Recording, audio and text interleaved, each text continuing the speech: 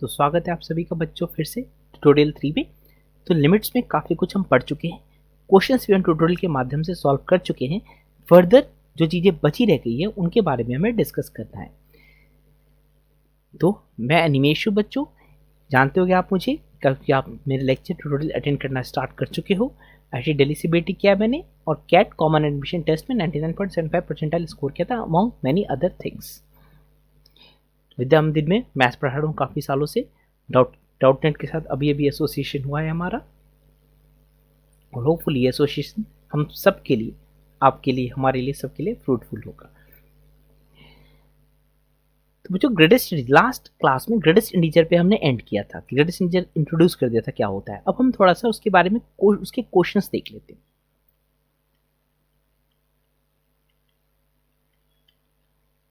तो जरा greatest integer के क्वेश्चंस पे ध्यान देते हैं। सर मैंने लास्ट क्लास की ट्यूटोरियल देखी नहीं, ये तो गलत बात है ना बच्चों। रेगुलर तो देखो आपको होना ही पड़ेगा, उसके बिना तो कैसे काम चलेगा यार। रेगुलरिटी तो बहुत ज़्यादा इंपॉर्टेंट है। तो ग्रेटेस्ट टीचर में एक सिंपल सा क्वेश्चन करते हैं पहले। Limit x approaches 1 greatest integer of x plus 2। ठीक है, अब आपको मैंने बताया था कि जब तक ये बोला ना जाए कि जो स्क्वायर ब्रैकेट वाला सिंबल है ग्रेटेस्ट इंटीजर है, तब तक अपने आप से नहीं लेना।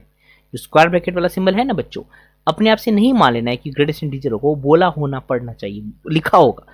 तो मान लेते इन क्वेश्चंस में लिखा हुआ है, ज़्यादा फॉर्मेलिटी में नहीं जाते, मान लेते इन हर क्वेश्चन में लिखा हुआ है, बार बार लिखने में टाइम खराब होगा ना हमारा। ठीक है, तो अब देखो ग्रेटेस्ट इंटीजर फंक्शन जो होता है ना, वो एक example of compound function, example of compound function है। और बच्चे पहले ट्यूटोरियल की चीज आप याद करिए, फर्स्ट ट्यूटोरियल की चीज आप याद करेंगे तो आपको याद आ जाएगा। जब कंपाउंड फंक्शन होता है ना, जब कंपाउंड फंक्शन होता है तो हमें दोनों लिमिट्स फाइंड करनी चाहिए। दोनों लिमिट फाइंड नहीं करोगे तो बहुत बड़ी गड़बड़ हमसे हो सकती है। ठीक है बच्चे, तो हमें दोनों लिमिट फाइंड करनी है, राइट हैंड लिमिट और लेफ्ट हैंड लिमिट दोनों। फॉर राइट हैंड लिमिट के लिए x को क्या रखोगे आप, 1 प्लस एच। और h कैसा नंबर है, h बहुत ही छोटा पॉजिटिव नंबर है। तो हमारा आंसर क्या दिखेगा, limit h approaches 0 1 plus h plus 2, मतलब limit h approaches 0 3 plus h, मतलब limit h approaches 0 greatest integer of 3 plus h. ठीक है, अब मैं सीधा इसका आंसर 3 लिख सकता हूं, लेकिन मैं थोड़ा सा एनालाइज करना चाहूंगा इसमें, क्योंकि ये बहुत इंपॉर्टेंट यहाँ पर चीज़ है। यहाँ तो कोई दिक्कत नहीं होगी बच्चों को मेरे, राइट, यहाँ तो कोई इश्यू हुआ नहीं होगा। चलिए अब देखते हैं कि आगे क्या ऐसी परेशानी, क्या अलग हो सकता है। जो लिमिट्स हम पहली बार पढ़ रहे थे, बिल्कुल पहली बार जो लिमिट्स पढ़ रहे थे, उन्हें बच्चों की तरह एक टेबल बनाया था। जो हम लिमिट्स पहली बार पढ़े थे तो उन्हें बच्चों की तरह एक टेबल बनाया था, इनपुट का आउटपुट का। जरा उस टेबल को एक बार फिर से बनाने का टाइम आ गया है। तो बच्चों मेरे उस टेबल को अगर फिर से बनाया जाए, x है, राइट, x या h रख लेते हैं, और 3 प्लस एच का ग्रेटेस्ट इंटीजर देख लेते हैं, उसके कॉरस्पॉन्डिंग क्या क्या आएगा। ठीक है बच्चों, तो h क्या है, एक बहुत ही छोटा पॉजिटिव नंबर है, बहुत छोटा होने की टेंडेंसी है उसकी। चलो पहले 0.1 से शुरू करते हैं। h अगर 0.1 है तो 3.1 का ग्रेटेस्ट इंटीजर आपको फाइंड करना है। आप बताओ 3.1 का, बताए ट्यूटोरियल की लास्ट ट्यूटोरियल देखो ना, अभी प्लेलिस्ट में है, जाके देख लो। आखिरी जो 5-7-10 मिनट है उसी में सीखा था आपने कि 3.1 का जो GIF होगा, 3.1 का ग्रेटेस्ट इंटीजर होगा वो 3 होगा। ठीक है, h को और छोटा करिए, 3.01 का जो GIF होगा वो भी 3 होगा, और छोटा करिए, 3 प्लस एच का GIF होगा वो अभी भी 3 होगा। तो मेरे बच्चों आप समझ रहे हो कि इनपुट डायनेमिक है लेकिन आउटपुट स्टैटिक है। जो ये 3 अप्रोच कर रहा है ना, ये एग्जैक्ट 3 अप्रोच कर रहा है, ये एग्जैक्ट 3 हो गया है, मतलब अप्रोच नहीं कर रहा, आउटपुट में 3 एग्जैक्ट हो गया है काफी लंबे टाइम से, राइट। 3 को अप्रोच करना और 3 के इक्वल होने में फर्क है। ठीक है बच्चों, तो ये जो 3 हो गया है ना, वो एग्जैक्ट एक्चुअली हो गया है 3। कौन, आउटपुट आउटपुट एक्चुअली 3 हो गया काफी लंबे टाइम से, जबकि एक्चुअली बाकी क्वेश्चन में आउटपुट अप्रोच करता है 3 को। यहाँ जो आउटपुट है ना वो एग्जैक्ट 3 हो गया है काफी लंबे टाइम से। तो इसका बहुत फर्क पड़ता है आगे, अच्छे से इस बात को आप समझ लीजिएगा, ठीक है। फिर तो सर एग्जैक्ट 3 हो गया है तो आप लिमिटिंग आंसर 3 लिख रहे हो, मतलब अप्रोचिंग 3 लिख रहे हो। तो भाई साहब अगर एग्जैक्ट 3 हो गया है तो अप्रोच करता है 3 को बोलना भी गलत नहीं है ना, लेकिन अप्रोच करता है 3 को 3 हो गया है बोल देना ये गलत है, ठीक है। तो क्या फर्क है इसमें और बाकी क्वेश्चन में, ठीक है। अगर आपको याद कम आ रहा है तो थोड़ा सा मुझे मौका दो, जो हमारी पहली क्लास थी, बिल्कुल पहली क्लास थी, उसमें अगर आपको वापस लेकर जाओ, मैं याद है, ये देखो दिख रहा है आपको कॉलम x और x-2 का। जब x 2 की तरफ जा रहा है तो x-2 0 की तरफ जा रहा है, जब x 2 की तरफ जा रहा है तो x-2 0 की तरफ जा रहा है, या इससे बेटर होगा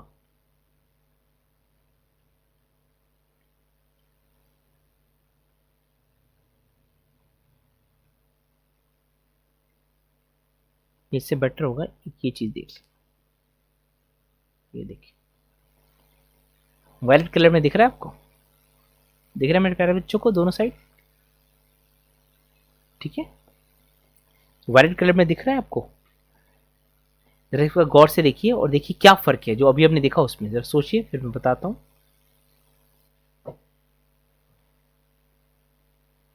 तो आप देख पा रहे हो बच्चों इसमें जो आउटपुट है ना यहाँ पर वो 3 को अप्रोच कर रहा है, 3 एग्जैक्ट हो नहीं रहा है।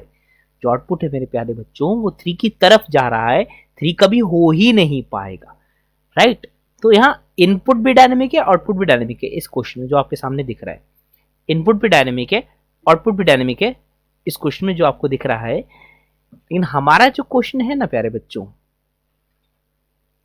हमारा जो क्वेश्चन है ये वाला,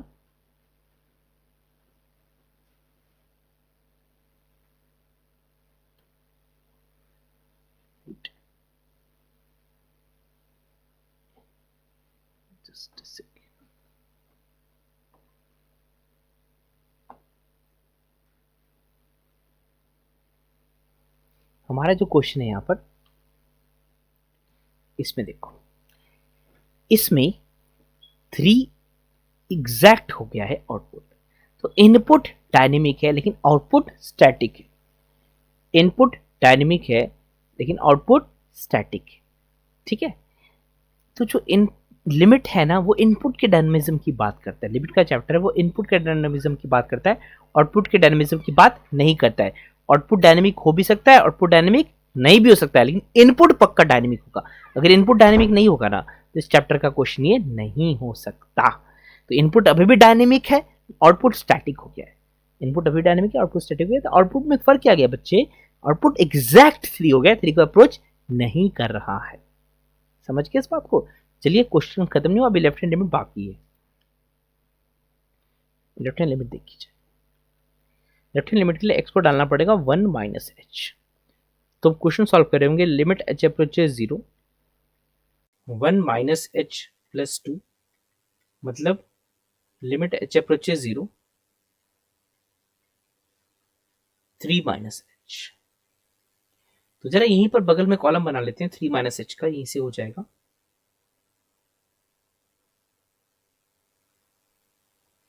ठीक है, तो एच जब 0.1 है, एच बच्चे जब 0.1 है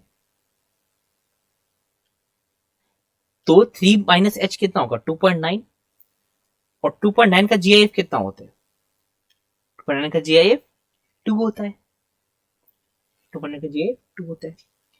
जब एच 0.01 है तो 2.99 होगा, उसके जीआईएफ भी 2 होता है। 3 में से हल्का सा भी कम करोगे, 3 में से हल्का सा भी कम करोगे तो जीएफ कहां लेकर चला जाएगा उसे 2 पर। जीएफ की डेफिनेशन आपको समझाई है ना मैंने, पहले भी पता होगी शायद आपको, मैंने भी समझा दी थी लास्ट ट्यूटोरियल में। तो 3 से हल्का सा कम करेंगे बच्चे तो जीएफ उसे पिछले इंटीजर पे लेकर चला जाएगा।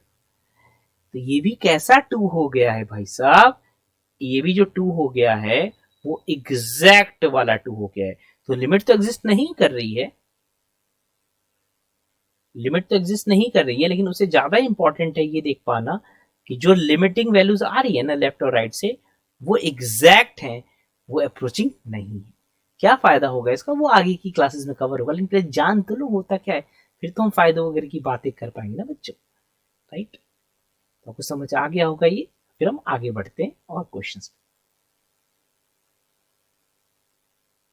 तो लिमिट तो बच्चों एग्जिस्ट नहीं करेगी, लेकिन एलएचएल आरएचएल में क्या दिख रहा है आपको कि एग्जैक्ट वैल्यूज का यहाँ एग्जैक्ट वैल्यूज आने लगी है, पहले अप्रोचिंग वैल्यूज आती थी। तो इनपुट अभी भी डायनेमिक है बच्चों, लेकिन आउटपुट स्टैटिक हो गया है ग्रेटेस्ट इंटीजर के केसेस में। चलिए और क्वेश्चंस देख लेते हैं।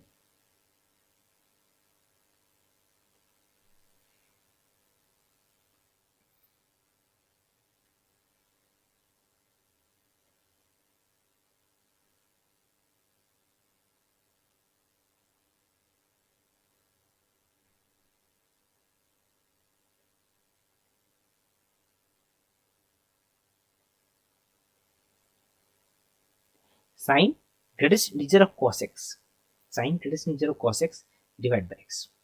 ठीक है, आप ट्राई करेंगे क्या, एक बार कोशिश करिए थोड़ी देर। थोड़ा सा मुश्किल है, फिर भी कोशिश तो कर सकते हैं थोड़ा।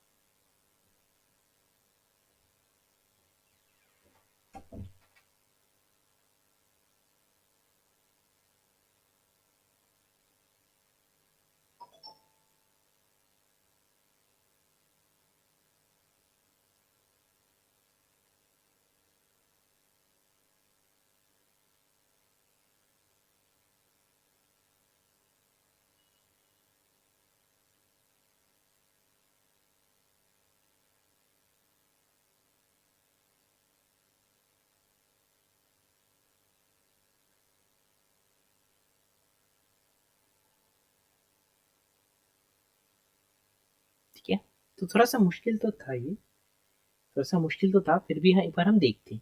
तो जिनको जो अभी भी नहीं कर पाए, एक बार आप कोशिश, एक बार अभी नहीं देता हूँ, थोड़ा सा 20-30 सेकंड और लगेगी, कोशिश का ग्राफ पे नजर मारिए, उससे शायद कुछ देखने को मिले। राइट शेप दो तरीके से देखना है, कोशिश से ग्राफ में देखिए एक बार।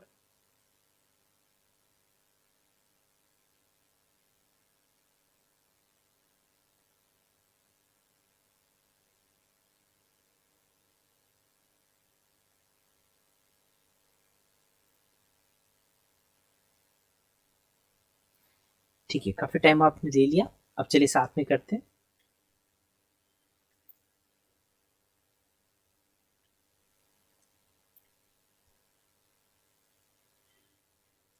तो कोशिश का ग्राफ बनाते हैं। कोशिश ग्राफ 0 के आसपास में बनाना काफी है। ठीक है, अब अगर x, ये किसका ग्राफ बना है, cos x, ये पॉइंट क्या होता है, 0.1 होता है, ये π/2 होता है, कैरी की जरूरत नहीं, ये -π/2 होता है। अब बच्चों जरा ध्यान से समझिएगा इस बात को, जब राइट से अप्रोच कर रहे हो आप, जब x 0 को राइट से अप्रोच कर रहा है, तो x हल्का सा पॉजिटिव नंबर है, x हल्का सा पॉजिटिव नंबर है, तो जो cos x है 1 से हल्का सा छोटा नंबर है, जो cos x है 1 से हल्का सा छोटा नंबर है। जब हल्का सा 1 से छोटा नंबर है और उस पर GF लगाएंगे, तो आंसर क्या आएगा, 0 आ जाएगा ना। 0.9 पे GF लगाओ तो आंसर क्या आ जाएगा, 0। 0.99 पे GF लगाओ तो आंसर क्या आ जाएगा, 0। 0.9999 पे GF लगाइए तो भी आंसर क्या आएगा, 0। तो जब cos x वाले ग्राफ में ध्यान से देखिएगा बच्चों, लास्ट बार रिपीट कर रहा हूं कि x 0 को 0 के राइट से अप्रोच कर रहा है, x जब 0 को 0 के राइट से अप्रोच कर रहा है, तो cos का जो आउटपुट है वो 1 एग्जैक्ट नहीं है, 1 से हल्का सा कम, क्योंकि cos का आउटपुट 1 एग्जैक्ट होता है 0 पर, हम 0 पे एग्जैक्ट पहुंच नहीं रहे, हम 0 को अप्रोच कर रहे हैं, हम 0 को अप्रोच कर रहे हैं, 0 को एग्जैक्ट 0 तक हम एग्जैक्ट पहुंच नहीं रहे। गोल्डन रूल होता है ना कि x का 0 को अप्रोच करना, x के 0 के इक्वल हो जाने से अलग बात होती है। तो जब हम 0 को अप्रोच कर रहे हैं 0 के राइट से, जब हम 0 को 0 के राइट से अप्रोच कर रहे हैं, जो cos का आउटपुट है वो एग्जैक्ट 1 नहीं है, 1 से हल्का सा कम है। cos का जो आउटपुट है बच्चों वो एग्जैक्ट 1 नहीं है, 1 से हल्का सा कम है, और 1 से हल्का सा भी कम आउटपुट होगा, 1 से हल्का सा भी कम आउटपुट होगा तो GIF उसे कहां पहुंचा देगा, 0 पे। भूल गए ट्यूटोरियल 2 के लास्ट में देखा था ना कि 0.95 का GIF 0 हो जाएगा, 0.99 का GIF 0 हो जाएगा। याद आ गई बात बच्चों को मेरे? तो आप कह सकते हैं ना कि as x approaches 0 from right hand side, greatest integer cos x is 0। और कैसा वाला 0? एग्जैक्ट वाला 0। वो हम लास्ट क्वेश्चन में समझ चुके थे कि इसमें जो 0 आंसर आता है ना वो एग्जैक्ट 0 आता है, अप्रोचिंग नहीं आता। अब मेरे प्यारे प्यारे बच्चों, जरा आप x को 0 अप्रोच कराइए 0 के लेफ्ट से। जब आप x को 0 अप्रोच करा रहे हैं 0 के लेफ्ट से, तब भी जो cos का आउटपुट है वो 1 नहीं जा रहा हो, 1 की तरफ जा रहा है लेकिन 1 हो नहीं रहा। जब x को 0 अप्रोच करा रहे हैं 0 के लेफ्ट से, जो cos का आउटपुट है वो 1 की तरफ जा रहा है, मतलब लेकिन 1 की तरफ जा रहा है, 1 हो नहीं रहा, 1 से हल्का सा कम ही रह रहा है। राइट बच्चों, 1 की तरफ जा रहा है लेकिन 1 एग्जैक्टली हो नहीं रहा, 1 से हल्का सा कम रह रहा है। तो 1 से हल्का सा भी कम रहेगा, 1 से हल्का सा भी कम रहेगा तो GIF उसे कहां पहुंचा देगा, एग्जैक्ट 0 पर।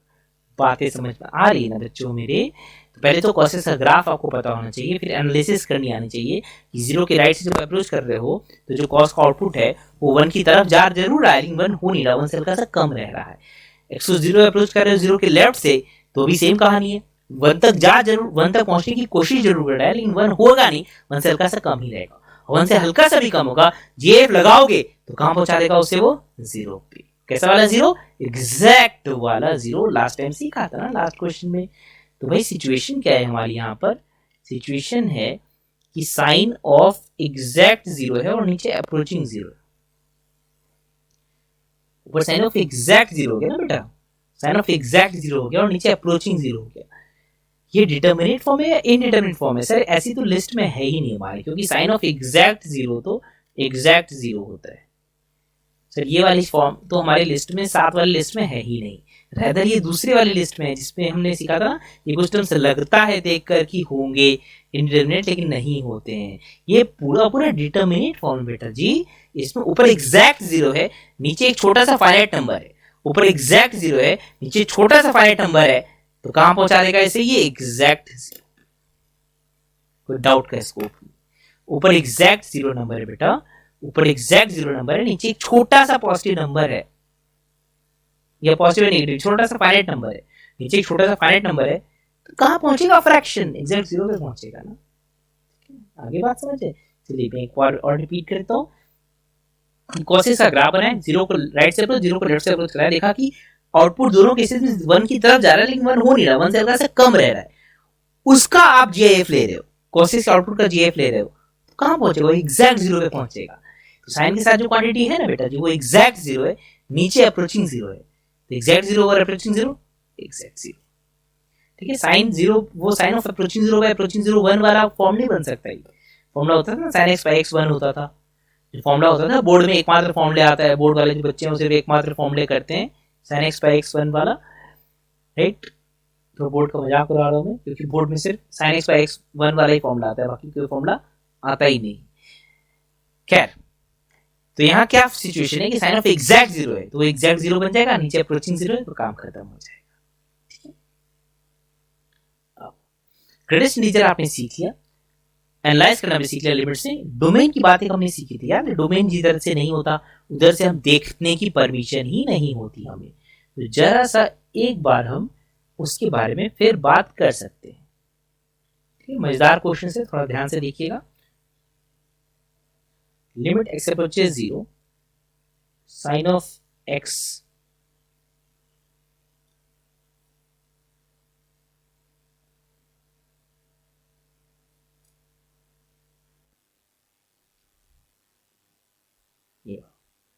Limit x approaches 0, sin of greater x और greater। चलिए ये हम साथ में सॉल्व कर लेते हैं, टाइम कुछ क्वेश्चन ले लेते हैं, कुछ साथ में सॉल्व कर लेते हैं।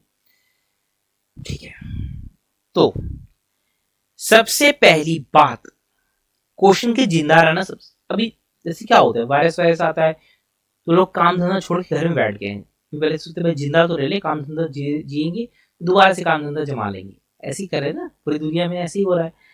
तो वैसे ही है कि कोई क्वेश्चन आपके सामने लिमिट का आया तो पहले इसको जिंदा तो रहने दो, क्वेश्चन जिंदा रहेगा तभी तो सॉल्व होगा।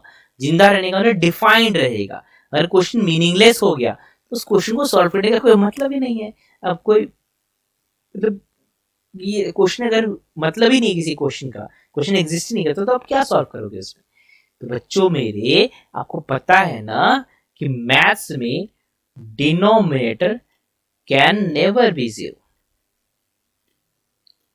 मैथ्स में डिनोमिनेटर जीरो करना तो पाप है। मैं पाप क्या मतलब, पाप तो फिर भी पापी लोग दुनिया में रहते हैं, जेल वेल में रहते हैं पापी लोग। थोड़ा सा पापी तो हर किसी के अंदर होता है, लेकिन ज्यादा धर्मी लोग होते हैं वो जेल में रहते हैं, ठीक है। तो दुनिया में तो है, लेकिन पाप भी नहीं है, मतलब कुछ एलियन टाइप का है। मैथ्स पहचानता ही नहीं है इसे, मैथ्स जानता ही नहीं है कि डिनोमिनेटर में जीरो होगा तो क्या करना है। इसलिए मैथ्स को हम बचाने के लिए या अपने आप को बचाने के लिए डिनोमिनेटर में जीरो होने नहीं दे सकते। तो भाई साहब, ग्रेटेस्ट इंटीजर एक्स जीरो कब हो जाएगा? सोच के बताओ, ग्रेटेस्ट इंटीजर एक्स जीरो कब हो जाएगा? जब एक्स आपका 0 से 1 के बीच में लाई करेगा। तो greatest integer x exact zero कब हो जाएगा? जब x आपका 0 से 1 के बीच में लाई करेगा। 1 एग्जैक्ट हो जाएगा तो ये 1 हो जाएगा, तो कोई पंगा नहीं है। लेकिन 1 से हल्का सा भी कम रहेगा, 1 से हल्का सा भी कम रहेगा तो जीएफ उसे पहुंचा देगा 0 पे। तो 0 से 1 के बीच का किसी भी नंबर का जीएफ लेके देखो आप बच्चों मेरे प्यारे, 0 से 1 के बीच के किसी भी नंबर का आप जीएफ लेकर देखिए, आपका आंसर 0 आएगा। ऐसा होना नहीं चाहिए। इसका मतलब है कि in domain x belongs to 0 to 1 open वाला is not। तो डोमेन में कोई भी क्वेश्चन जब आए ना, तो सबसे पहले क्वेश्चन का जिंदा होना जरूरी है, फिर हम आगे बात कर सकते हैं। तो डोमेन में ना भाई 0 से 1 नहीं हो सकता। अब सोचिए बेटा जी, कि अगर डोमेन में 0 से 1 नहीं हो सकता तो आप 0 का राइट का जो, इसको ड्रॉ कर लेते हैं। आप बोल रहे हो सर कि 0 से 1 तो हो ही नहीं सकता, जैसे ये 0 है, इधर -1 है, इधर 1 है, ऐसे चलता चला जा रहा है। आप बोल रहे हो कि ये ना सर, ये काट दो, ये है ही नहीं, ये तो इसके पास ये इतना पोर्शन तो ये है ही नहीं इसके पास, नॉट अवेलेबल, नॉट प्रेजेंट, इतना पोर्शन तो है ही नहीं, ठीक है। तो जब ये पोर्शन मेरे बच्चों है ही नहीं, तो x 0 को किधर से अप्रोच करेगा? क्या x 0 को राइट से अप्रोच कर सकता है? भाई पुल टूटा हुआ है, नदी में गिर जाएगा, 1 की तरफ से आएगा ना अप्रोच करने, गिर के मर जाएगा वो, तो आएगा ही नहीं डर के मारे। तो x 0 को किधर से अप्रोच करेगा? सिर्फ और सिर्फ लेफ्ट से अप्रोच करेगा। x 0 को किधर से अप्रोच करेगा बच्चों मेरे? सिर्फ और सिर्फ लेफ्ट से अप्रोच करेगा, न राइट से अप्रोच करेगा, न एग्जैक्ट 0 होगा। न राइट से अप्रोच करेगा बच्चों मेरे, न एग्जैक्ट 0 होगा। हमने सीखा था ना डोमेन के क्वेश्चंस में कि जो लिमिट फाइंड करना अलाउड ही नहीं है उसकी बात मत करो, जो लिमिट फाइंड करना अलाउड है वो फाइंड कर लो। अगर वो एक ही लिमिट है, मानो वो एक ही लिमिट है जैसे कि यहाँ, और वो फाइनाइट है, तो your job is done, that is your required limit, that's it. दूसरे लिमिट से इक्वेट करने की जरूरत नहीं है, क्योंकि दूसरा लिमिट दुनिया में एग्जिस्ट ही नहीं करता, तो इक्वेट कहां से करोगे भाई साहब? पैदा करके इक्वेट करोगे क्या? तो यहां पर so we can only find left hand limit of 0। सो हम सिर्फ लेफ्ट हैंड लिमिट ही फाइंड कर सकते हैं 0, ठीक है। चलिए वो भी फाइंड कर लेते हैं। पहले आप नोट कर लीजिए बच्चे, कंफ्यूज हो गए तो।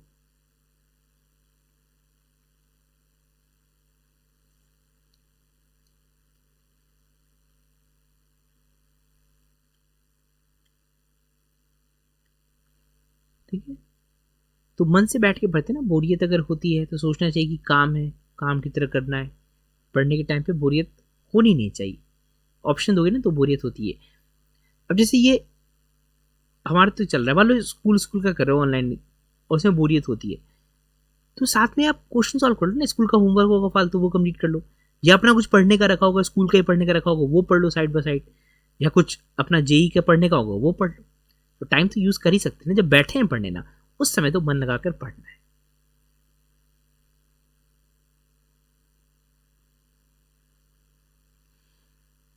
ठीक है बच्चे, तो हम यहाँ पर सिर्फ लेफ्ट हैंड लिमिट ही फाइंड कर सकते हैं, ठीक है, हम यहाँ पर सिर्फ लेफ्ट हैंड लिमिट ही फाइंड कर सकते हैं। तो लेफ्ट हैंड लिमिट फाइंड करते हैं अब। तो x को रखते हैं 0 माइनस एच, x को दे देते हैं 0 minus H left hand limit के लिए। अब greatest integer x, greatest integer of minus H.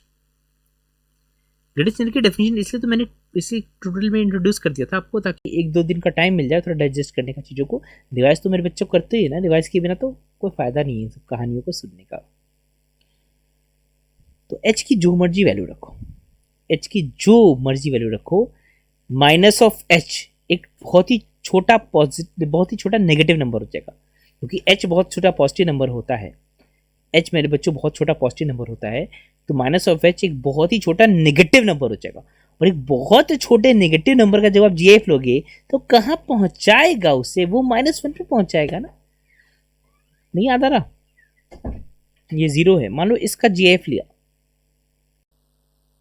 इसका जीएफ लिया, इस नंबर का -0.1 का जीएफ लिया।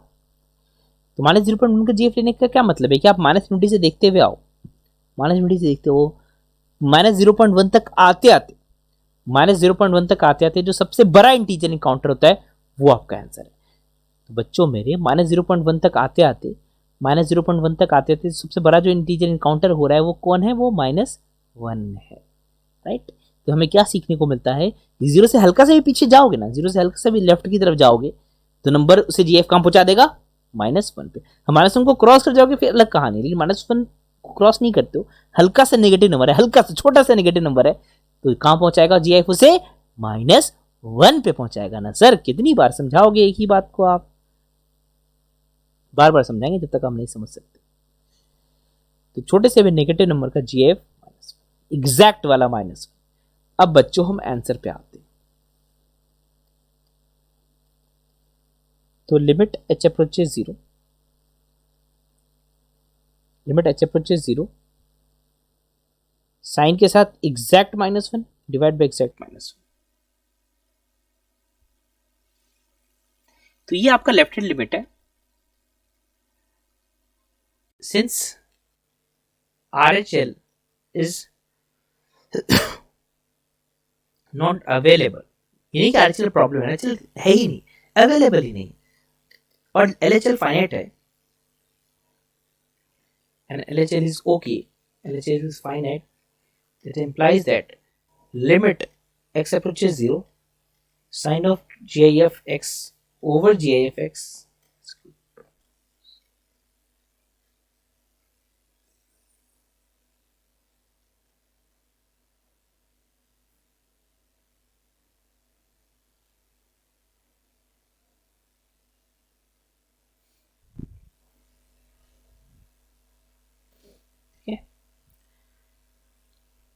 ये थोड़ा सा हेवी तो है, लेकिन करना पड़ेगा ना, क्या करें, क्वेश्चन आ जाएगा तो क्या कर रहे हो। उस समय हेवी लगने से तो अच्छा अभी थोड़ा हेवी लग जाए, तो फिर भी कुछ किया जा सकता है। क्या किया जा सकता है, बार बार प्रैक्टिस की जा सकती है।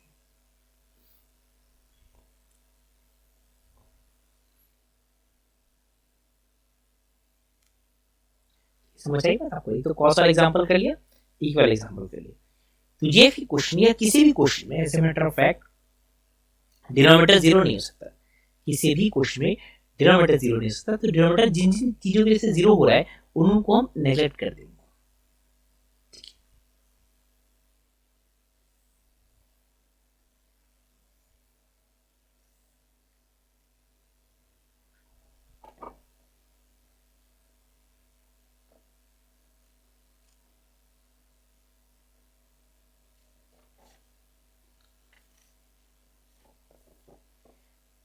एक मजेदार क्वेश्चन करिए, लिमिट x अप्रोचेस 0, x -1 की पावर 1/x का GIF, सिंपल ब्रैकेट नहीं, GIF का ब्रैकेट है। मैंने पहले बता दिया, इस क्लास में जो क्वेश्चन करेंगे तो बार बार लिखने की बजाय हम GIF ही मान लो, करिए जरा उसको, आप ट्राई करिए। चलिए क्वेश्चन थोड़ा सा, चलो डाउट ना हो इसलिए मैं लिख देता हूँ बगल में।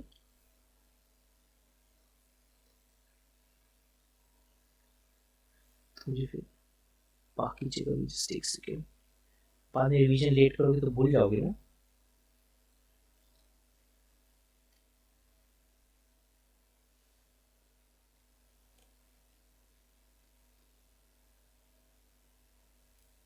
लिख देता हूँ, बाकी बाद में दिक्कत ना हो ताकि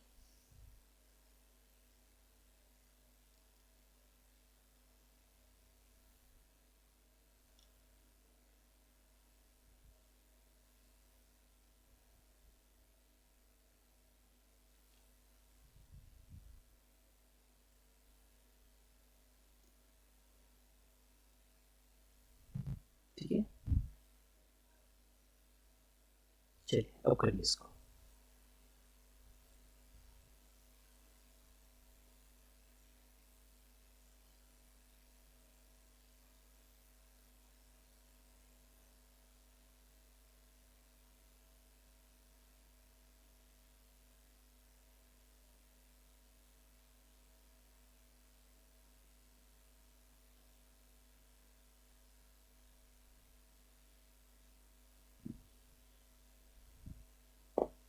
ठीक है, चलो करें।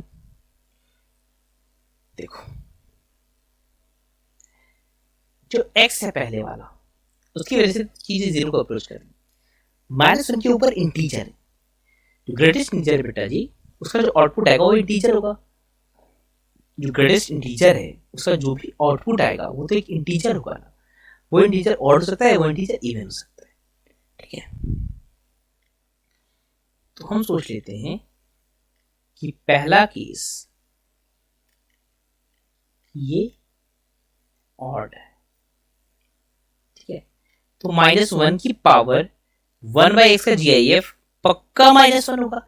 यार बहुत लॉजिकल बात है ना कि वन जो वन बाई एक्स का GIF है वो एक इंटीजर आएगा। वन बाई एक्स का GIF बेटा जी एक इंटीजर आएगा, तो इंटीजर या तो ऑड होगा या तो इवन होगा। यार वो इंटीजर ऑड होगा या तो इवन होगा। उस ऑड इवन के चक्कर में हम क्यों पड़ गए हैं? क्योंकि माइनस वन की पावर है, तो माइनस वन की पावर ऑड अलग तरीके से बिहेव करेगा, माइनस वन की पावर इवन अलग तरीके से बिहेव करेगा। ठीक है, तो अगर ऑड है तो माइनस वन का माइनस वन ही रह जाएगा वो।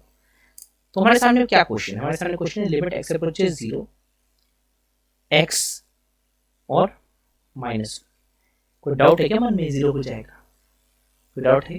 जीरो हो जाएगा। क्वेश्चन खत्म हो गया? नहीं नहीं सर, कैसी बात हो रही है, क्वेश्चन खत्म नहीं हुआ, अभी तो दूसरा केस बाकी है।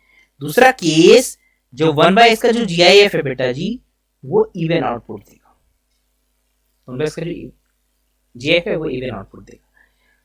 तो अगर इवन इंटीजर है और उसको माइनस वन की पावर में लगा दिया गया है, इवन इंटीजर उसको माइनस वन की पावर में लगा दिया गया है, तो माइनस वन क्या फॉर्म ले लेगा?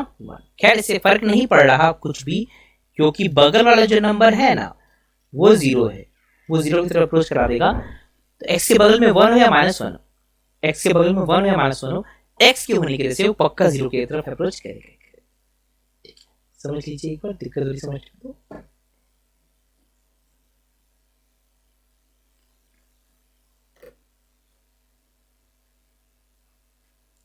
आगे बढ़े। ठीक है, ग्रेडियंट काफी समझ लिया हमने, क्वेश्चन तो चलता रहेगा। अब हम थोड़ा एक दूसरे टाइप का क्वेश्चंस को फोकस करते हैं,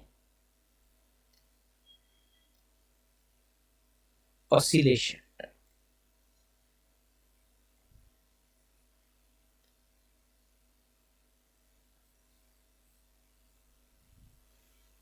oscillation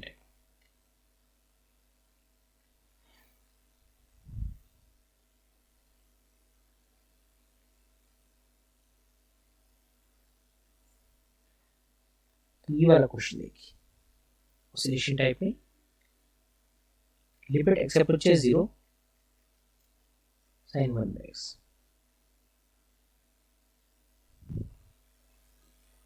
limit x zero sine one by x. ठीक है, अब ध्यान से समझिएगा। एक्स जब बहुत छोटा नंबर है,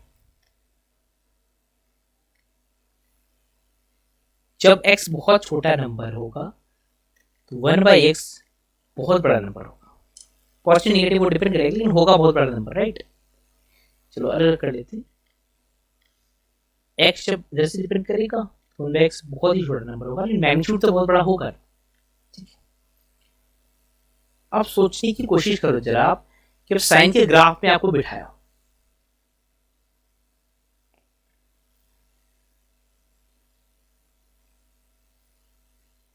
सोचने की कोशिश करिए बच्चों कि आपको साइन के ग्राफ में बिठा दिया और किसी भी तरीके से, जादू से, किसी भी तरीके से एक ऐसी जबरदस्त लात मारी कि बिल्कुल आप इन्फिनिटी पे आ गए। ऑब्वियसली इन्फिनिटी को पॉइंट आउट नहीं किया जा सकता, जस्ट इंडिकेटर समझने की कोशिश करें क्या हो रहा है। जब x बहुत छोटा नंबर होगा, जब x बहुत छोटा नंबर होगा तो 1/x बहुत बड़ा नंबर होगा, 1/x बहुत बड़ा नंबर होगा, वो बड़ा नंबर साइन में फीड होगा, वो बड़ा नंबर जो साइन में फीड होगा तो साइन के ग्राफ में देखना पड़ेगा कि साइन में बड़े नंबर का आउटपुट क्या आता है, साइन के ग्राफ में देखना पड़ेगा कि साइन में बड़े नंबर का आउटपुट क्या आता है। तो सर कैसी बात कर दी आपने, साइन का जो आउटपुट है वो तो हमेशा -1/1 ही रहता है, साइन का जो आउटपुट है ना बेटा जी वो हमेशा -1/1 ही रहता है। हाँ, हमें यह पता नहीं चल पाएगा क्योंकि बहुत राइट में आ गए हैं कि -1 से 1 के बीच की वैल्यू कौन सी है, हमें ये तो पता चल जाएगा जो आउटपुट आएगा वो -1 और 1 के बीच में 100% लाई करेगा, लेकिन हमें ये नहीं पता चल पाएगा, राइट, हमें ये नहीं पता चल पाएगा कि -1 से 1 में, -1 से 1 में कौन सी वैल्यू की तरफ वो कन्वर्ट करेगा। क्योंकि जब बहुत राइट में आप आ गए, सोचने की कोशिश करो, साइन जो है, साइन अपना वर्टिकल स्पैन पूरा 2π इंटरवल में बदल लेता है, 0 से 2π में नीचे से ऊपर तक सारा का सारा कवर कर लेता है। खैर उससे कम ही कर लेता है, उससे कम ही कर लेता है, वो तो π/2 से 3π/2 में ही कवर कर लेता है, लेकिन चलो 0 से 2π बोल दो। तो 0 से 2π की लेंथ में, 0 से 2π की लेंथ में साइन सारा आउटपुट कवर कर लेता है। तो आप सोचने की कोशिश करिए ना बच्चों कि बहुत राइट में जब आप आ गए हो, बहुत राइट में जब आप आ गए और हल्का लेफ्ट राइट वहां कर रहे हो, बहुत राइट में आने के बाद हल्का लेफ्ट राइट कर रहे हो, तो 2π का डिफरेंस को मायने रखता है, 2π का डिफरेंस तो कवर कर ही लिया होगा ना। तो बहुत राइट में आप आ गए बच्चों मेरे, बहुत राइट, x अप्रोचेस 0 मतलब x अप्रोचेस इनफिनिटी, बहुत राइट में आप आ गए हो, वहां थोड़ी भी गर्दन हिलाएंगे इधर उधर तो बहुत ज्यादा कवरेज हो जाएगी ना, 2π से ज्यादा की कवरेज हो जाएगी। जो भी कवरेज होगी हमें ये नहीं पता चल रहा है एग्जैक्ट आंसर क्या आएगा, लेकिन ये पता चल रहा है कि ये जो है ना साइन ऑफ 1/x ये ऑसिलेट करेगा बिटवीन, ठीक है, तो आंसर ऐसे कुछ आएगा, ऑसिलेट्स बिटवीन -1 to 1, -1 1 एग्जैक्ट भी हो सकते हैं, नहीं भी हो सकते। ठीक है, अरे ये बात समझो ऑसिलेशन का क्या मतलब है। ऑसिलेशन में क्या होता है आपको देखना होता है, जैसे x 0 को अप्रोच कर रहा है दोनों साइड से, तो दोनों साइड से इनफिनिटी को अप्रोच करेगा साइन, ये साइन के अंदर वाला एक्सप्रेशन। साइन के अंदर में एक बहुत बड़ा नंबर आप डाल रहे हो, साइन के अंदर में बच्चों मेरे एक बहुत बड़ा नंबर आप डाल रहे हो, तो साइन उसको रीड करने के लिए बहुत आगे चला जाएगा अपने ग्राफ में। जब आगे जाएगा और वहां हल्का भी डायनेमिक प्रोसेस की वजह से लेफ्ट राइट होगा। क्यों लेफ्ट राइट होगा भाई, क्योंकि x अप्रोचेस 0 है ना, तो उनमें x अप्रोचेस इनफिनिटी अप्रोच कर रहा है, पहुंचने की कोशिश कर रहा है और कर रहा है और कर रहा है और कर रहा है, करते करते भाई 2π से तो ज्यादा ही कवर करेगा ना, वहां पर 2π से ज्यादा कवर करेगा तो पूरा वर्टिकल स्पैन आ गया। तो बोल सकते हो कि साइन की वैल्यू -1 से 1 के बीच कुछ भी हो सकती है, हमें नहीं पता क्या हो सकता है। इसको बोलते हैं फाइनाइट ऑसिलेशन। ठीक है बच्चे, इसका नाम है फाइनाइट ऑसिलेशन। एक इनफाइनाइट ऑसिलेशन भी होता है, वो भी देख लेते हैं।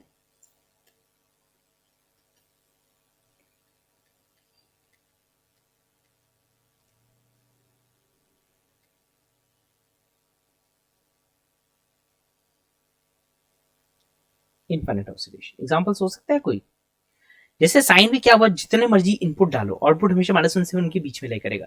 लेकिन बच्चों मेरे क्या ये चीज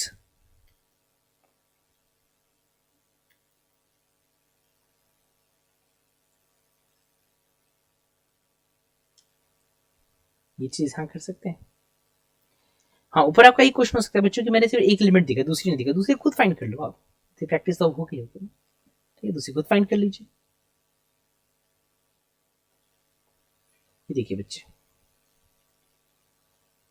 ठीक है, वही कहानी एक साइड से देख लेते हैं, समझ आ जाएगा, काफी होगा समझना होता कि x जब हल्का सा पॉजिटिव नंबर है, 1/x बहुत बड़ा नंबर है, x जब मेरे बच्चों हल्का सा पॉजिटिव नंबर है तो 1/x एक बहुत बड़ा नंबर है। अब tan के ग्राफ याद करो,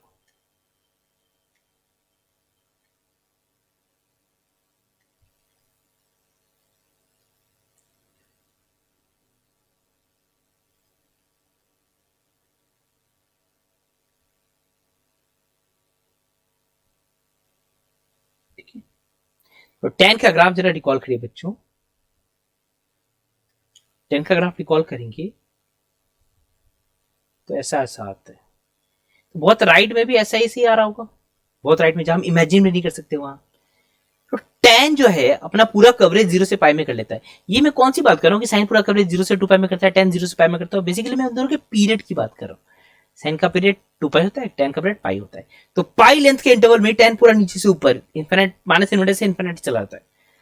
पाई की लेंथ में ही tan, पाई की लेंथ में मेरे प्यारे बच्चों tan माइनस इन्फिनिटी से इन्फिनिटी की तरफ चला जाता है। तो भाई साहब अगर आप बहुत राइट में हो, कैसे बहुत राइट में सर, क्योंकि x अप्रोचिंग 0 है, तो x अगर x अप्रोचिंग 0 है तो 1/x अप्रोचिंग इन्फिनिटी, x अगर काफी छोटा है तो 1/x बहुत बड़ा है। तो बहुत बड़े नंबर को जब आपने tan फीड किया, बहुत बड़े नंबर को tan फीड किया, तो tan का ग्राफ देखिएगा भाई कि आउटपुट क्या आ रहा है। तो बहुत बड़ा नंबर को जब फीड किया और फीड करते चले जा रहे हो, बड़ा और बड़ा करते चले जा रहे हो, राइट, तो आपको देखिएगा ना tan की पाई का लेंथ तो मेरा क्रॉस हो ही गया। मैं पाई इन्फिनिट के स्केल पे देख रहा हूं, तो वहां पर जितनी जल्दी जल्दी चीजें बदलती हैं, क्योंकि इतना जबरदस्त डायनेमिज्म है, उसके हिसाब से तो जो पाई का लेंथ का इंटरवल है वो कुछ भी नहीं, तो पाई लेंथ का इंटरवल तो क्रॉस हो ही गया होगा। इसीलिए हम कुछ खास नहीं बोल सकते, ये बोल सकते कि फाइनाइट इन सॉरी इनफाइनाइट ऑसिलेशन एक्स के हल्का सा भी चेंज करने से, कहां पर एक्स के चेंज करने पे, बहुत राइट में, बहुत राइट में कैसे पता सर, tan 1/x है, तो x बहुत छोटा होगा तो 1/x बहुत बड़ा होगा। बहुत बड़ा नंबर tan फीड करो तो इसका tan बहुत राइट वाले किसी का आउटपुट देगा, लेकिन वो tan पहुंचने की कोशिश ही कर रहा है, इन्वर्टर तक पहुंचने की कोशिश ही कर रहा है कि पहुंच नहीं पा रहा है, राइट। तो वहां पर हल्का सा भी tan में चेंज आएगा ना, पाई के डिफरेंस का भी चेंज आएगा, तो मैं एकदम से दिखेगा जो ग्राफ है वो नीचे था, अचानक से ग्राफ ऊपर चला गया।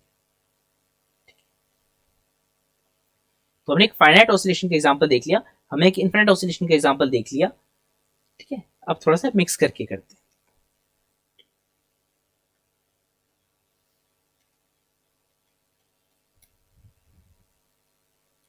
थोड़ा सा मिक्स कर देते हैं। उसके पहले एक दूसरा क्वेश्चन, काफी लोग इस क्वेश्चन से जो हम अगला क्वेश्चन करने जा रहे हैं ना उससे कंफ्यूज हो जाते हैं, तो इससे पहले जो कंफ्यूजन हुआ आपके दिमाग में मैं पहले ही क्लियर कर दे रहा हूं। फॉर्म कौन सी है, एक्स की जगह इन्फिनिटी, और जब x बहुत बड़ा नंबर है तो 1/x कैसा नंबर है, बहुत छोटा। देखो पिछले क्वेश्चन में 1/x था, लेकिन वहां x 0 को अप्रोच कर रहा था। पिछले क्वेश्चन में बच्चों 1/x वहां भी था, साइन ऑफ 1/x, लेकिन वहां x जो था ना वो 0 को अप्रोच कर रहा था। यहाँ जो x है वो बहुत बड़ा नंबर है, यहाँ जो x है वो बहुत बड़ा नंबर है, इन्फिनिटी को अप्रोच कर रहा है, तो इन्फिनिटी, या तो ऐसा करो x को 1/h डाल दो, ये ठीक है, x को 1/h डाल दो, h को 0 कर दो, तो क्या हो जाता है बेटा जी, लिमिट h अप्रोचेस 0, 1/h, सीधा सीधा फॉर्मूला लग गया, सीधा सीधा फॉर्मूला लग गया। तो इस फॉर्मूले को कराने का क्या सेंस था यहाँ पर, अभी दिखाता हूं।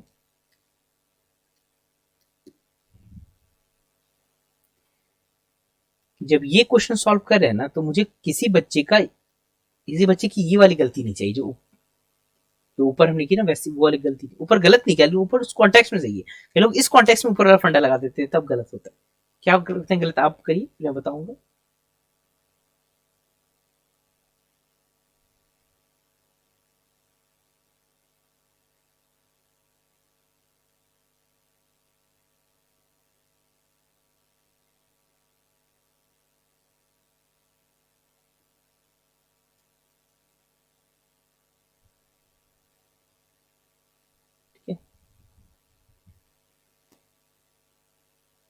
चलिए अब देखते हैं, सोच पा रहे हैं, बहुत इंपॉर्टेंट क्वेश्चन, ठीक है, इसलिए थोड़ा सा रुक गया, करने का टाइम दिया था और रुक गया था।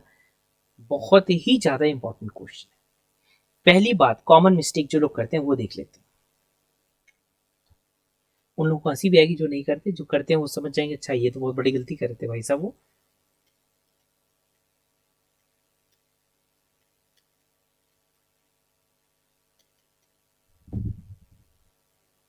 एक कॉमन मिस्टेक ये करते हैं लोग, कहते हैं कि limit x approaches 0, sign 1/x क्या बनाते, साइन के साथ एक फंक्शन बनाते हैं, सेम फंक्शन को नीचे बना देते हैं। साइन के साथ मेरे बच्चे एक फंक्शन बनाते हैं, सेम टू सेम फंक्शन नीचे बना देते हैं, बोलते थे आंसर 1। अरे भाई साहब, आंसर 1 तो तब होता है ना जब साइन के साथ जो फंक्शन है वो 0 को अप्रोच कर रहा होता है। Sine of f x over f x 1 होता है, sine of f x over f x 1 होता है अगर एफ एक्स 0 को अप्रोच कर रहा होता है, एफ एक्स तो इनफाइनाइट को अप्रोच कर रहा है, राइट। 1/x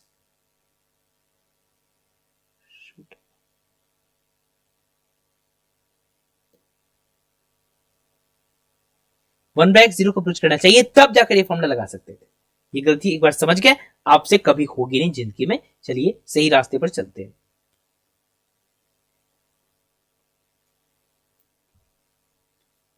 क्वेश्चन दोबारा लिखते हैं, लिमिट x अप्रोचेस 0,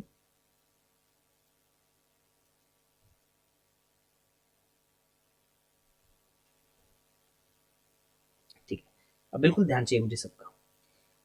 हमने पिछले पेज पे एक क्वेश्चन, फिफ्थ क्वेश्चन में प्रूफ कर दिया था, फाइंड किया था रेदर, कि साइन ऑफ 1/x का जो जीएफ है ना वो -1 से 1 के बीच में नहीं करेगा।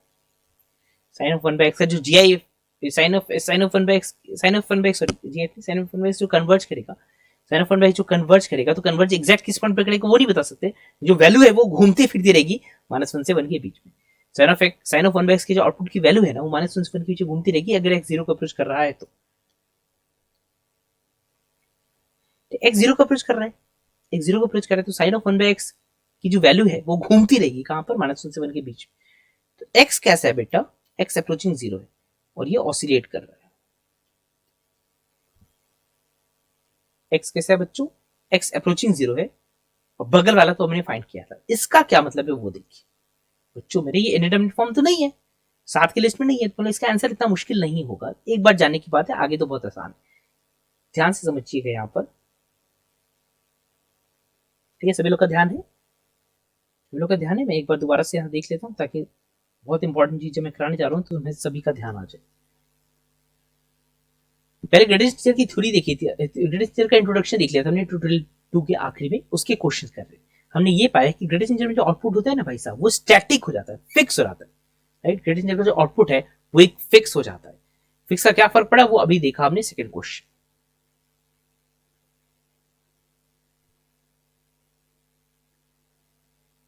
ठीक है, सेकंड क्वेश्चन में फर्क पड़ा कि साइन के साथ एक एक्सप्रेशन है जो 0 को अप्रोच कर रहा है, ऐसा लग रहा था। भाई साहब वो 0 को अप्रोच नहीं कर रहा, वो 0 एग्जैक्ट हो जा रहा है। अप्रोच करने और एग्जैक्ट होने में क्या फर्क है, कोई रिलेशन ही नहीं, तो फर्क क्या है। अगर मान लो साइन के साथ जो वैल्यू है वो अप्रोच कर जाती है 0 को, नीचे भी 0 को अप्रोच करा देते तो आंसर 1 हो गया होता। साइन के साथ जो वैल्यू है वो 0 को अप्रोच कर रही होती है, नीचे भी सेम टू सेम वैल्यू लगा देते तो आंसर आपका 1 हो गया होता। लेकिन साइन के साथ एक नंबर है जो एग्जैक्ट 0 है, साइन के साथ बेटा जी एक नंबर है जो एग्जैक्ट 0 है, तो जो आउटपुट होगा वो भी एग्जैक्ट 0 होगा। नीचे अप्रोचिंग 0 है तो कुछ फाइनाइट है, कुछ दम है उसमें, लेकिन ऊपर तो दम तोड़ दिया ना उसने, सीधा सीधा 0 हो गया। फिर मैंने आपको डोमेन की बात समझा दी, यार डोमेन नहीं होता ना वहां फाइंड करने की गुस्ताखी मत करिएगा, फालतू के नंबर कट देंगे।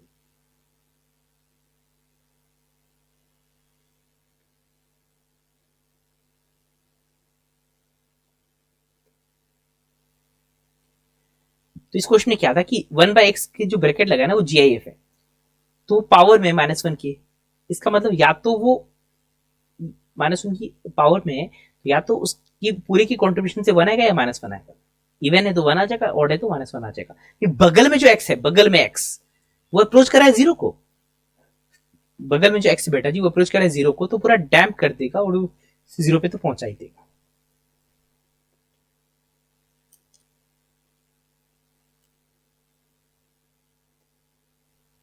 ऑसिलेशन वाले क्वेश्चन में समझा हमने कि साइन 1/x, x अगर बहुत छोटा नंबर है तो 1/x एक बहुत बड़ा नंबर है। बहुत बड़े नंबर का आप साइन लोगे, मतलब साइन के ग्राफ में बहुत आगे निकल जाओगे, थोड़ा भी मुंडे हिलाओगे इधर उधर तो ग्राफ पूरा -1 से 1 घूमता हुआ दिखेगा ना आपको, वही तो है ऑसिलेटर।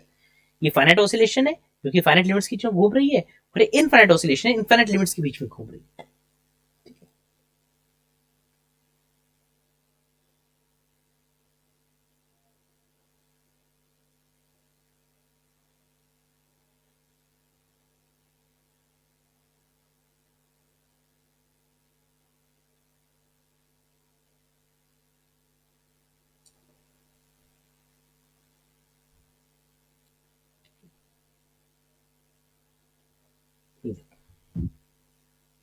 ठीक है, बड़ी ध्यान से समझना प्लीज बच्चों। जो ग्राफ को बनाने जा रहे हैं उस पे एक्स एक्सिस पे टाइम है, एक्स नहीं है।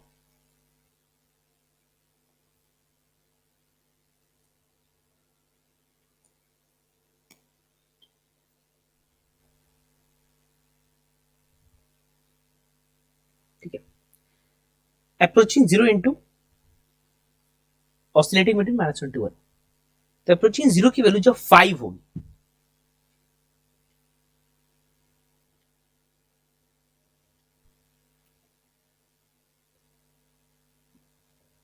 जब एक्स की वैल्यू 5 होगी तो 5 इंटू ऑसिलेटिंग -1 to 1 -5,5, ठीक है, ये ऑसिलेट होता था। तो -5,5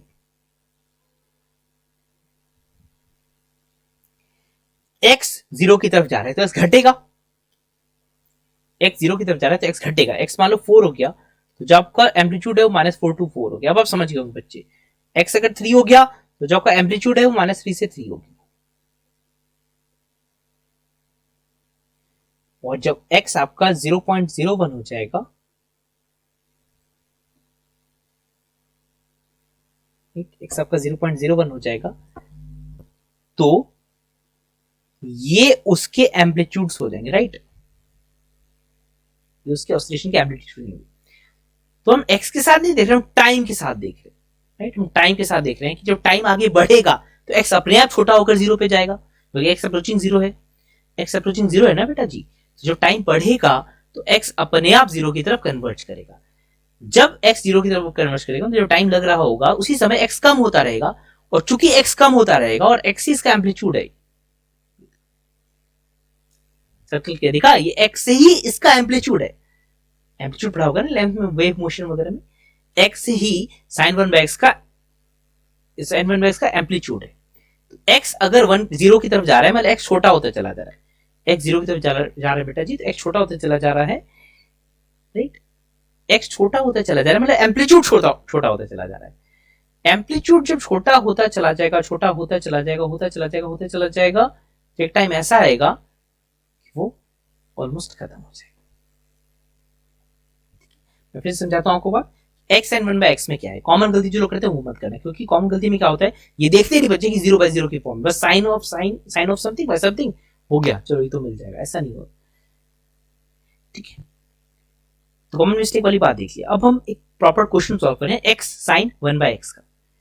तो x अप्रोच करता है 0 को, x अप्रोच करता है मेरे बच्चों 0 को, sin 1 by x ऑसिलेट करता है -1 से 1 के बीच। कैसे पता सर, पिछले कुछ क्वेश्चन पहले बहुत डिटेल एक्सप्लेनेशन हमने की थी, ठीक है। तो हुआ क्या यहां पर कि x को तो 0 अप्रोच करना ही है, x को तो 0 अप्रोच करना ही है। x 5 जब होगा तो x चूंकि मल्टीप्लाइड है उससे, ब्रैकेट वाली क्वांटिटी से, तो x को कुछ उसके मल्टीपल में, x चूंकि मल्टीप्लाइड है तो उसका एम्पलीट्यूड फॉर्म ले लेगा -5 to 5। x अगर 4 होगा 0 की तरफ गया तो एम्पलीट्यूड उसका -4 to 4 हो जाएगा।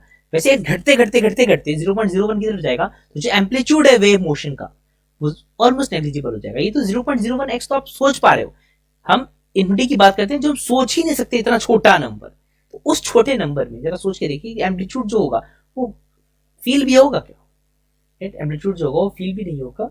इसका मतलब हम कह सकते हैं कि टाइम गुजरने के साथ एम्पलीट्यूड डैम्पेन हो गया है। तो ये बड़ा फेमस सा वर्ड जो यूज करते हैं, डैम्पेड,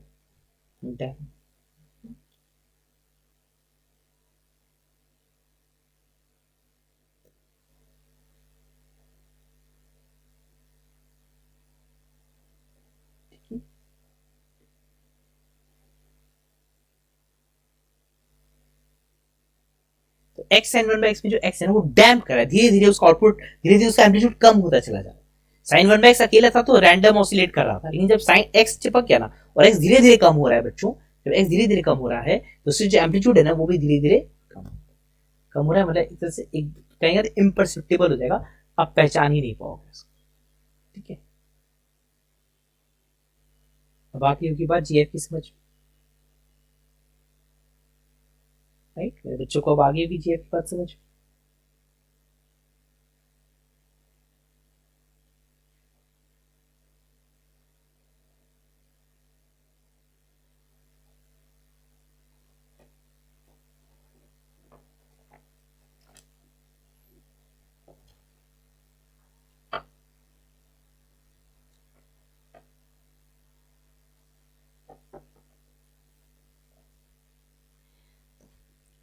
दो लिमिट फाइंड करने का फंडा याद है? दो लिमिट फाइंड करने का क्या फंडा था?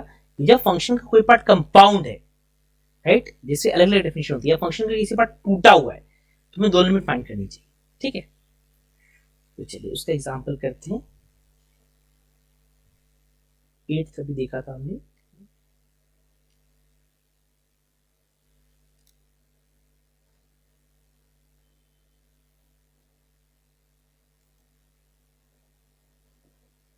Limit x approaches minus pi, mod of x plus pi divide by mod of x plus pi divide by sin x। Clear?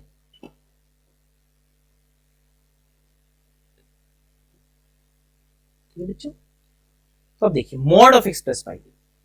Mod क्या होता है? मॉड एक कंपाउंड फंक्शन होता है। मॉड क्या होता है बच्चों? मॉड एक कंपाउंड फंक्शन होता है। कंपाउंड फंक्शन होता है तो उसका अलग अलग बिहेवियर होता है, इसलिए दोनों लिमिट फाइंड करनी चाहिए, नहीं तो गड़बड़ होने का चांस बहुत ज्यादा हो जाता है। ठीक है, तो दोनों लिमिट फाइंड करने के लिए अलग अलग करते हैं। अगर हम पहले राइट हैंड लिमिट फाइंड करें,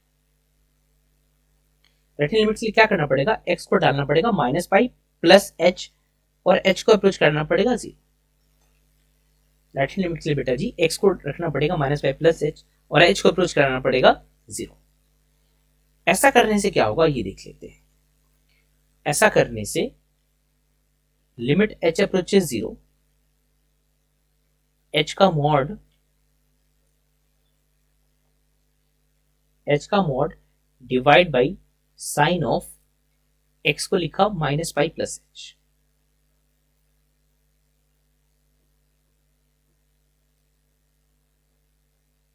x को लिखा माइनस पाई प्लस h। अब थोड़ा सा ट्री को यूज करना पड़ेगा यहाँ पर। थोड़ा सा ट्री को यूज करते हैं। पहले तो देखो मॉड ऑफ h का कोई काम नहीं है, मॉड ऑफ h के बाहर h आएगा, क्योंकि मॉड का काम होता है पॉजिटिव वैल्यू बाहर फेंकना, और हम जानते हैं h बहुत ही बढ़िया पॉजिटिव नंबर है। माइनस कॉमन ले लिया जाए, sine of pi minus h हो जाता है।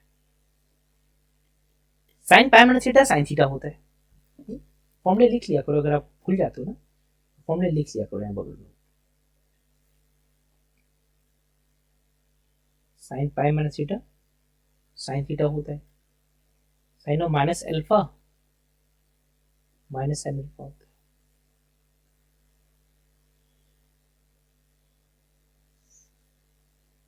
है।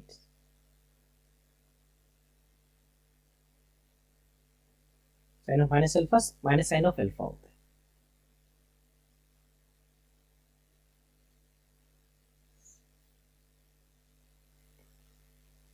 ठीक है, उसको सॉल्व करते हैं फर्दर। तो क्या होगा?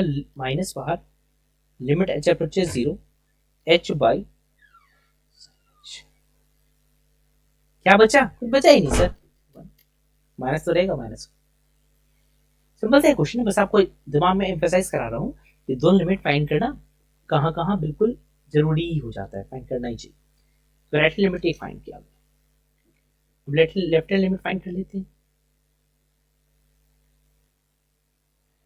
लेफ्ट हैंड लिमिट के लिए x को रखेंगे माइनस पाई माइनस h।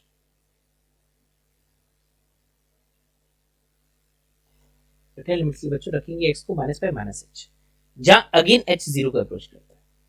रख दो ऊपर, प्रॉब्लम में ऊपर आप रख देंगे बच्चों, तो क्या होगा? Limit h approaches 0 minus h का mod over sine of minus pi minus h।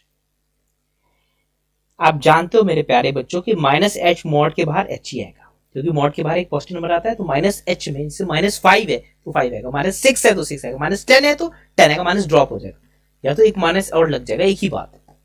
तो बस माइनस नहीं रहेगा, ये पक्की बात है। आने के बाद माइनस नहीं रहेगा, मतलब ये नहीं कि माइनस कभी नहीं होगा, यहां पर नहीं हो रहा है माइनस, क्योंकि h पॉजिटिव नंबर है। यहाँ पर मेरे बच्चों h पॉजिटिव नंबर है तो और कुछ माइनस लगाने की जरूरत नहीं है, वो खुद पॉजिटिव है, मॉड के बाहर उसी को निकाल के भेज दो। बचा क्या, यहाँ से माइनस कॉमन ले लेंगे, साइन पाई प्लस h। एक और फॉर्मूला लिखना चाहिए था ऊपर, फिर हमें थोड़ी पता यूज होगा, चलो अब लिख लेते हैं। Sine pi plus theta minus sine theta, sine pi plus theta मेरे बच्चों माइनस साइन थीटा होता है। ठीक है, तो इस बात को यूज करोगे आप तो माइनस एक बाहर है और एक माइनस यहां आ जाएगा, माइनस एक बाहर है और एक माइनस यहां आ जाएगा, तो दोनों माइनस आपस में कैंसिल हो जाएंगे और आपका आंसर 1 हो जाएगा। लिमिट का क्या हुआ, लिमिट एग्जिस्ट नहीं कर रही। देखा, अगर एक ही लिमिट फाइंड करते तो कितनी बड़ी गलती कर रहे होते। अगर एक ही लिमिट फाइंड करते तो बहुत बड़ी गलती कर रहे होते ना। तो मैंने आपको नोट्स में दिखा दिया, इसलिए मैं दोबारा नहीं लिखाऊंगा, बस वर्बली याद दिला देता हूँ बच्चों कि कभी भी फंक्शन में कोई कंपाउंड का पार्ट हुआ, मॉड, ग्रेटेस्ट इंटीजर, ये सब कुछ भी हुआ, तो हमेशा 2 लिमिट फाइंड करना। और एक और चीज आपको सिखाई थी कि कभी फंक्शन टूटा हुआ हो, कभी फंक्शन में ब्रेक होना, तब भी हमें 2 लिमिट फाइंड करनी चाहिए। चलिए एक लास्ट एग्जांपल हम उसी का कर लेते हैं कि फंक्शन अगर टूटा हुआ है, लिमिट एक्स अप्रोचेस 1 x की पावर cot x, ठीक है, ये लिखा हुआ है। तो बेटे तो भाई चेक करना पड़ेगा कि क्या कौन सी पॉसिबिलिटी है। तो बेस तो अप्रोचिंग 1 है, पावर में क्या है, जरा कॉट का ग्राफ देखते हैं।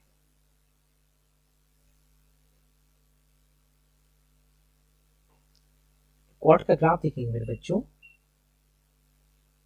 ऐसा कॉट का ग्राफ होता है जो पाई पे टूटा हुआ होता है। ठीक है, देखो कॉट पाई एक्स में, कॉट पाई एक्स में जब x1 को अप्रोच करेगा, कॉट पाई एक्स में बेटा जी जब x1 को अप्रोच करेगा तो कॉट पाई एक्स में वो कॉट पाई को अप्रोच करेगा। कॉट पाई टूटा हुआ है ना, लेफ्ट में बिल्कुल नीचे, राइट में बिल्कुल ऊपर। तो cot at x for as x approaches 1, cot pi x approaches cot pi which is broken, so makes sense to find। हो सकता है हम बेकार में डर रहे, हो सकता है कुछ ऐसा हो जिससे कि 2 लिमिट सेम ही आ जाए, हो सकता है, लेकिन हम रिस्क नहीं ले सकते। समझ गए बात को आप, बोले चेक करिए हो क्या रहा है भाई। तो अप्रोचिंग 1 है और cot pi के साथ या तो इन्फिनिटी या माइनस इन्फिनिटी है, कोई एक लिख लेते हैं। चलो माइनस होगा तो कोई बात नहीं, समझ में आ रहा है पैटर्न क्या है। तो कॉट पाई पे ग्राफ टूटा हुआ है ना बेटा जी, कॉट पाई पे ग्राफ टूटा हुआ है। ठीक है, तो हमें 2 लिमिट तो अलग अलग फाइंड करनी चाहिए। अब वो तो एक बात हो ही गई है, एक और बात ये है कि इन टाइप के क्वेश्चंस में आप ये फॉर्मूला लगाने की कोशिश करना, ये मैक्सिमम केसेस में हेल्पफुल होता है।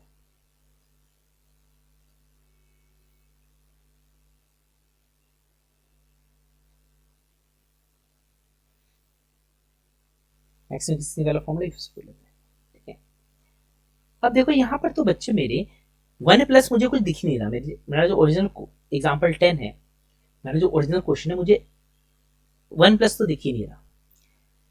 आपको याद है हमने जब एच का तरीका पढ़ा था तो मैंने बोला तो बहुत सारे फायदे हैं एच को यूज करने के। एक फायदा था कि अप्रोचिंग 0 से सारे फॉर्मूले वैलिड, दूसरा फायदा अप्रोचिंग 0 से सारे एक्सपेंशन वैलिड, तीसरा फायदा था कि एच को मॉड से बाहर निकालने में आसानी होती थी। एक चौथा फायदा भी दिखेगा बच्चों की एच, मैंने बताया भी था कि एच आपको कुछ स्टेप आगे पहुंचा देता है क्वेश्चन, एच आपको कुछ स्टेप आगे पहुंचा देता है क्वेश्चन में। तो यहाँ इस क्वेश्चन में अगर राइट हैंड लिमिट फाइंड करेंगे बच्चों मेरे,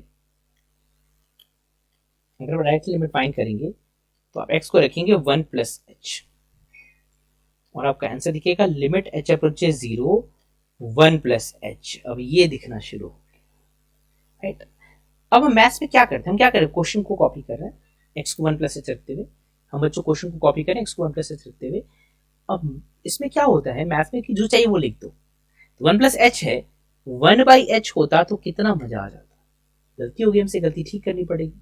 क्या गलती होगी कि भाई h तो था नहीं, h तो था नहीं, और cot पाई 1 प्लस h था। ठीक है, अब सब कुछ पहले जैसा है, तो दोबारा लिखते हैं। यहाँ तक कहाँ तक है हम, ये वाला जो पोर्शन है, ये वाला जो पोर्शन है बच्चों को, तो ई को कन्वर्ज हो जाएगा, approaching e, limit h approaches 0, h cot pi h। क्या आप जानते हो ना कि cot pi plus theta cot theta ही होता है। 10th 11th की चीज तो यार फ्लुएंट होनी चाहिए, नहीं तो दिक्कत फंसेगी ना बच्चों। Approaching e, limit h approaches 0, cot तो दुनिया में किसी आदमी को पसंद है, कॉट तो किसी को पसंद नहीं है, कॉट को tan में चेंज कर दिया। भाई साहब tan के अंदर एक फंक्शन है, tan के अंदर एक फंक्शन है जो कि 0 को अप्रोच कर रहा है, वो सेम टू सेम फंक्शन यहां पर हो जाए तो काम बन जाएगा। गलती करके गलती को ठीक कर दे। tan के साथ एक फंक्शन है जो 0 को अप्रोच कर रहा है, वो सेम टू सेम फंक्शन उसके रेसिप्रोकल में होगा ना, तो उसका भला हो जाएगा, वो 1 को अप्रोच कर जाएगा। तो approaching e 1 by pi into approaching 1, A B का फंडा इसलिए तो सीखा था मेरे बच्चों, ताकि इन सब आंसर को निकालने में प्रॉब्लम हल्की सी भी ना हो। थोड़ा सा मुश्किल लग रहा है थोड़ा सा मुश्किल, लेकिन हमें करना पड़ेगा ना मुश्किल। ठीक है, सपनों की दुनिया में कुएं की तरह मेढक में तो नहीं रह सकती, यही दुनिया हमारी, निकल के तो बाहर दुनिया भी तो देखनी पड़ेगी ना। चलो सीखते हैं फिर से। ये क्वेश्चन था आपके सामने बच्चों, पहले चेक किया कि अप्रोचिंग 1 अप्रोचिंग 20 की टर्म में, फिर ये भी चेक किया अप्रोचिंग चेक करने के टाइम पे कि जो कॉटेक्स का ग्राफ है ना, ये कॉटेक्स का ग्राफ है, उसे पाई पे जबरदस्त ब्रेक है और एक्स्ट्रा 1 को अप्रोच करता है तो हम कॉट पाई इन्वॉल्व हो जाता है, तो ग्राफ टूटा हुआ है। ग्राफ अगर टूटा हुआ है तो सेंस बनती है कि दो लिमिट फाइंड करो। फिर हमने ये सीखा कि अप्रोचिंग 1 अप्रोचिंग 20 टाइप के क्वेश्चन में 1 प्लस एक्स वाला फॉर्मूला यूज करना चाहिए। तो भाई 1 प्लस एक्स तो दिख ही नहीं रहा, तो एक्स को 1 प्लस एच डाल दो ना, ये एक और फायदा है एच का कि कुछ स्टेप आगे बढ़ा देता है, ऑटोमेटिकली हो जाता है, सोचना नहीं पड़ा। तो एक्स को 1 प्लस एच डाला, राइट हैंड लिमिट हम फाइंड कर रहे हैं, कैलकुलेशन की कॉट वगैरह का फॉर्मूला लगाया और मैनिपुलेशन किया कि 1 प्लस एच है तो 1 बाई एच हो जाए तो ई हो जाएगा, tan पाई एच है, पाई एच ऊपर हो जाए तो 1 हो जाएगा, ऐसे ऐसे करके आंसर निकाल दिया। लेकिन हमारा काम अभी खत्म नहीं हुआ, क्योंकि हमें लेफ्ट हैंड लिमिट भी सर फाइंड करनी। लेफ्ट हैंड लिमिट के लिए एक्स को रखेंगे 1 माइनस एच। ओरिजिनल क्वेश्चन से कैसे कॉपी होगा, limit h approaches 0 1 minus H. अगर 1 माइनस एच बेटा जी, तो ई वाला फॉर्मूला लगने के लिए ऊपर में 1 बाई माइनस एच ही होगा। ये गलती कर रहे हैं हम, अब गलती को ठीक कर रहे हैं, कॉट पाई 1 माइनस एच। ठीक है, हमने जो किया उसकी वजह से ये पूरा एक्सप्रेशन कहाँ अप्रोच कर रहा है, ये पूरा एक्सप्रेशन ई को अप्रोच कर रहा है। ये पूरा एक्सप्रेशन कहाँ अप्रोच करता है, ई को। Limit h approaches 0 minus H. अच्छा, अब कॉट पाई माइनस थीटा का फॉर्मूला होता है माइनस कॉट थीटा,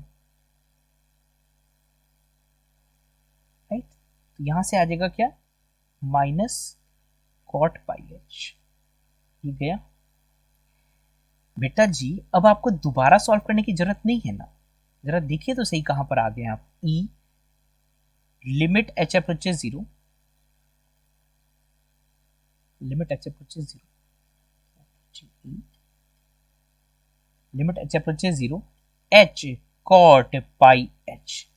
मेमोरी हमारी इतनी थोड़ी खराब है, अभी अभी तो हमने ई के ऊपर एच कॉट पाई सॉल्व किया था ना। यहाँ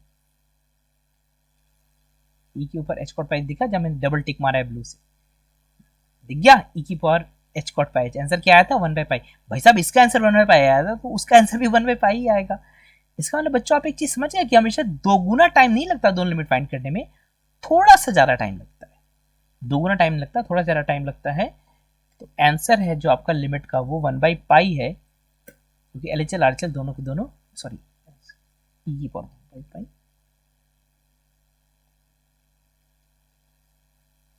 आंसर जो आपका है वो है ई की पावर 1 बाई पाई। ठीक है, तो एलएचएल आरएचएल दोनों फाइंड किया हमने, क्योंकि फंक्शन कॉट पाई पे टूटा हुआ था। नोट कर लो, फंक्शन कॉट पाई पे टूटा हुआ था,